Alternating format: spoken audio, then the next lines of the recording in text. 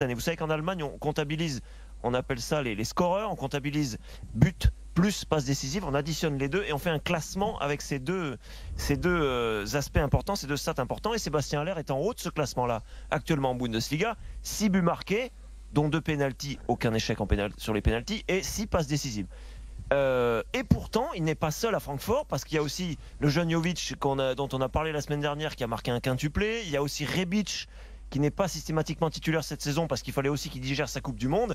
Et Francfort, ça n'est pas que Sébastien Haller. Sauf que Haller s'impose avec un style, un grand attaquant, 1m90, 90 kg, des capacités qui ne sont pas des capacités monotypes, c'est-à-dire que ça n'est pas qu'un avançant bourrin qui va s'installer dans la surface, qui va jouer sur les duels.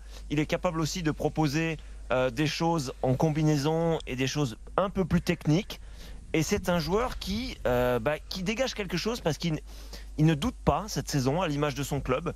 On avait beaucoup de doutes à l'intersaison avec le départ de Kovac vers le Bayern. Sur Francfort, j'avais un peu sondé aussi là-bas à Francfort. On était très inquiets sur le fait de peut-être être un candidat à la relégation. Parce que le club n'est pas du tout là. Alors. Non. Carton plein en Europa League, ils sont bien en championnat. Le club s'est beaucoup affaibli. Et toi, tu le vois en équipe de France Alors c'est vrai que statistiquement, il figure pour l'instant dans les grands championnats européens parmi les meilleurs buteurs français depuis le début de saison. Il est derrière Mbappé, Ben Yedder et Plea. Et aussi en Allemagne d'ailleurs. En plus, c'était sûr avec lui s'il n'arrivera pas en retard. La question, oui.